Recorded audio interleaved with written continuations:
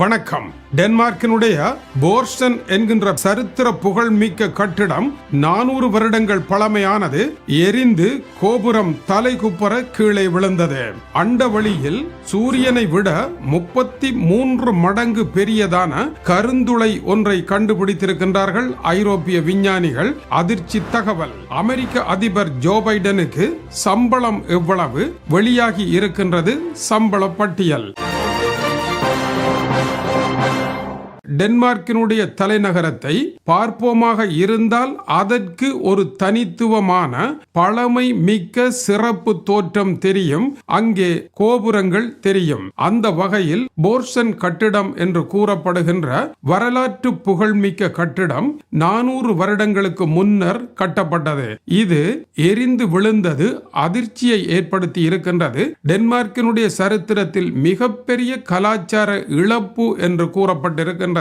எப்படி பிரான்சில் நொட்டடாம் தேவாலயம் எரிந்ததோ அதனுடைய நினைவுகளை கடந்த 2-3 தினங்களுக்கு முன்னதாக உலக ஊடகங்கள் எழுதி கொண்டிருந்ததோ அது போன்ற ஒரு நிகழ்வாக இது இருப்பதாக இரண்டையும் ஒப்பிட்டு பிரான்சில் செய்தி வெளியாகி இருக்கின்றது. டென்மார்க்கினுடைய மன்னர் கிறிஸ்டியான் 400 வருடங்களுக்கு முன்னர் கட்டிய இந்த பழம்பெரும் கட்டிடம் வடக்கு ஐரோப்பாவின் ஒரு வர்த்தக நகராக இருக்க வேண்டும் என்பது அவருடைய நோக்கமாக இருந்தது.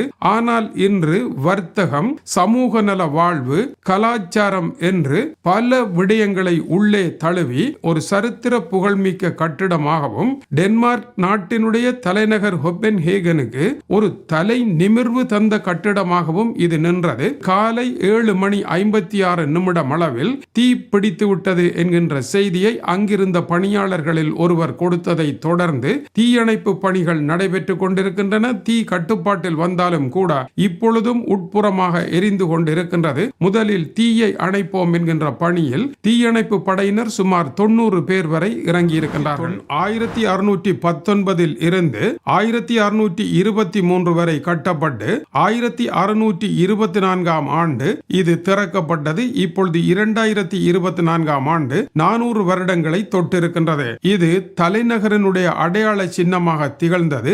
இதற்குள் இருந்த ஓவியங்கள், கண்ணாடிகள், கடிகாரங்கள் என்று பழைய பெருமதிமிக்க பல பொருட்கள் மக்களும் தீயணைப்பு படையினரும் இணைந்து விரைவாக மீட்டிருக்கின்றார்கள். ஆனால் மீட்க முடியாமல் அழிந்து தீயோடு போனது எவ்வளவு என்பது தெரியவில்லை. கட்டிடத்தில் 50% எரிந்து நாசமாகிவிட்டது. 50% எரிந்த கட்டிடத்தை தொடர்ந்து காப்பாற்றி வைத்திருக்கலாமா என்பது கேள்விக்குறி. முதலாவது உலக மகாயுத்தம், இரண்டாவது உலக மகாயுத்தம் உள்ளிட்ட பல்வேறு தாக்குதல்களை எல்லாம் சந்தித்தும் அழிந்து போகாமல் நின்ற இந்த கட்டிடம் இப்பொழுது விழுந்திருக்கின்றது. இதில் 400 பணியாளர்கள் பணியாற்றி இருக்கின்றார்கள் என்றும் 1000க்கு மேற்பட்ட நிறுவனங்கள் இதை சுற்றி இருந்ததாகவும் டென்மார்க்கினுடைய அரண்மனை, பாராளுமன்ற கட்டிடம், மத்திய வங்கி போன்ற பிரபலமான தொழில் நிறுவனங்கள் எல்லாம் இதை சுற்றி அமைந்திருக்கின்றன. அந்த இடத்தில் இந்த தீப்புழம்பு பரவி இருக்கின்றது. டேனிஷ் கலாச்சார வாழ்வே சரிந்தது என்று பலர் பேட்டி அளித்திருக்கின்றார்கள். பலர் கண்ணீர் மல்க பேட்டி வழங்கி இருக்கின்றார்கள். சுமார் 8000 சதுர மீட்டர் பரப்பளவில் இந்த கட்டிடம் இருக்கின்றது. 350 இருந்து 450 மில்லியன் குரோனர்கள் வரை இழப்பு ஏற்பட்டிருக்கலாம் என்று முதல் கட்ட மதிப்பீடுகள் கூறுகின்றன. இதற்கு காப்புறுதியை பெறலாமா என்றால் காப்புறுதி பெறலாம் என்றுதான் கூறுகின்றார்கள். கட்டிடத்திற்கு மட்டும் என்றும் கூறுகின்றார்கள். டேனிஷ் அரச குடும்பம் தன்னுடைய கவலையை வெளியிட்டிருக்கின்றது. டென்மார்க்கினுடைய ஸ்டேட்ஸ் மினிஸ்டர் உட்பட கலாச்சார அமைச்சர் தொடங்கி பலவேறு முக்கிய தலைவர்களும் இந்த கட்டிடத்தின் இழப்பையே இன்று முழுவதும் பேசிக் கொண்டிருக்கின்றார்கள். டென்மார்க்கினுடைய தொலைக்காட்சிகள், ஊடகங்கள் எல்லாவற்றிலுமே பிரேக்கிங் நியூஸாக இதுவே வந்து கொண்டிருப்பது குறிப்பிடத்தக்கது. இது எப்படி தீப்பிடித்தது தெரியவில்லை. விசாரணைகள் நடைபெற்றுக் கொண்டிருக்கின்றன. ஐரோப்பாவினுடைய விண்வெளி கழகமாகிய ESO புதியதொரு கருந்துளையை நாம் வாழும் பால்வெளியில் கண்டுபிடித்திருக்கின்றது. இது சூரியனை விட 33 மடங்கு பெரியது என்று கூறுகின்றார்கள். இதற்கு இதற்கு அருகில் சென்றால் அது அந்த கிரகத்தையோ நட்சத்திரத்தையோ உடனடியாக விழுங்கிவிடும் என்பது குறிப்பிடத்தக்கது. இது வெடித்து சிதறிய ஒரு நட்சத்திரம் என்று கூறப்படுகின்றது. காயா BH3 என்பது இதனுடைய பெயர். ஹாயா என்கின்ற சேட்டலைட் மூலமாக கண்டுபிடித்த காரணத்தினால் இப்பெயர் வைக்கப்பட்டிருக்கின்றது. சிலியில் இருந்து கண்டுபிடிக்கப்பட்டதாக கூறப்படுகின்றது. இதற்கு முன் பூமிக்கு மிக அருகில் இது போன்ற ஒரு கருந்துளை காணப்படவில்லை என்றும் பூமியில் இருந்து சுமார் 2000 ஒளி வருடங்கள் தொலைவில் இது காணப்படுவதாகவும் கூறப்படுகின்றது. பால்வெளியில் இருக்கின்ற கருந்துளைகள் சூரியனை விட 10 மடங்கு பெரியவையே பெரும்பாலும் காணப்படுகின்றன. ஆனால் இது 33 மடங்கு பெரியதாக இருக்கின்ற காரணத்தினாலும் பூமிக்கு அண்மையில் இருக்கின்ற காரணத்தினாலும் இது மிக முக்கியமான கவனத்தை பெற்றிருப்பதாக விஞ்ஞானிகள் தெரிவிக்கின்றார்கள். ஆனால் பால்வெளியில் இதுதான் பெரிதல்ல.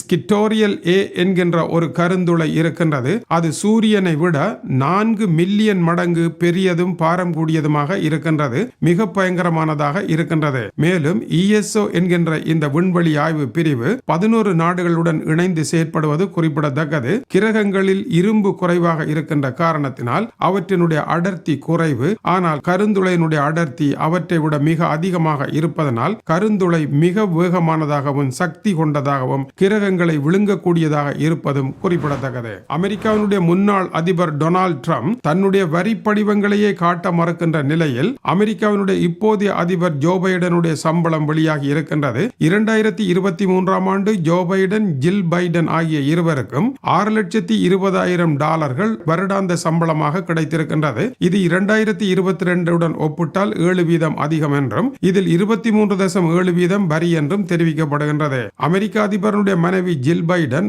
நொர்தர்ன் வெர்ஜீனியா கம்யூனிட்டி காலேஜ் என்கின்ற கல்லூரியில் விரிவுரையாளராக இருக்கின்றார் என்பது குறிப்பிடத்தக்கது. இருவருடைய சம்பளமுமே $6,20,000 எனப்படுகின்றது. ஆனால் ஜோ பைடனுடைய வருடாந்த சம்பளம் $4,00,000 என்றும் குறிப்பிடப்பட்டிருக்கின்றது. ஆனால் ஜோ பைடனுடைய மகன் ஹண்டர் பைடன் பல வர்த்தகங்களை உக்ரைன் சீனாவில் செய்து பெருந்தொகையான கோடிகளை புரட்டினார் என்கின்ற குற்றச்சாட்டு இருப்பது கவனிக்கத்தக்கது. அமீரகம் என்று அழைக்கப்படும் அரபு எமிரேட்ஸில் பாலைவன நாடாக இருந்தாலும் அடித்து கொட்டி இருக்கின்றது அடைமழை. வெள்ளத்தில் மூழ்கின அழகிய கட்டிடங்கள். துபாயில் மட்டும் 30-40 சென்டிமீட்டர் மழை கொட்டியது. சர்வதேச விமான நிலையமும் வெள்ளத்தில் மூழ்கியது. திங்களன்று கொட்டிய மழை பருவநிலை மாறுவதன் அடையாளமாகவே தெரிந்தது. செவ்வாய் 120-170 மில்லிமீட்டர் அளவில் மழை கொட்டியது. தொடர்ந்து 200 மில்லிமீட்டர் தொட்டது. சர்வதேச விமான நிலையத்திலும் இது பொழிந்து தள்ளியது. வீதிகளில் மண் சேற்றை அள்ளி வந்து குவித்தது வெள்ளம். செவ்வாய் துபாயில் 17 விமானங்கள் புறப்பட முடியாமல் நின்றன. பல விமானங்கள் இறங்க முடியாத நிலையில் திருப்பி அனுப்பப்பட்டன. ஓடு பாதையில் வெள்ளம் மூடிய காரணத்தினால். இதுபோல ஓமானில் பொழிந்த மழையில் 18 பேர் மரணமடைந்தார்கள். 1949 பின்னர் சுமார் 75 வருட இடைவெளியில் இவ்வாறான பெருமழை பொழிந்து தள்ளி இருக்கின்றது. ஓமான் எல்லையில் 24 மணி நேரத்தில் 254.8 மில்லிமீட்டர் மழை பொழிந்தது. துபாய் சர்வதேச விமான நிலையத்தில் 18 மணி நேரங்களில் 142 மில்லிமீட்டர் மழை பொழிந்தது. பொதுவாக துபாயில் மார்ச் ஏப்ரல் மாதங்களில் 3.3 மில்லிமீட்டர் மழையை பொழியும். ஆனால் இது மிக மோசமான மழை பொழிவாக இருந்தது. வெள்ளத்தில் வாகனங்கள் மிதந்து செல்வதும் கட்டிடங்கள் வெள்ளத்தில் மூழ்கி இருப்பதும் எத்தகைய சேதங்களை ஏற்படுத்தி இருக்கின்றது என்பது தொடர்பான மதிப்பீடுகள் வரவில்லை.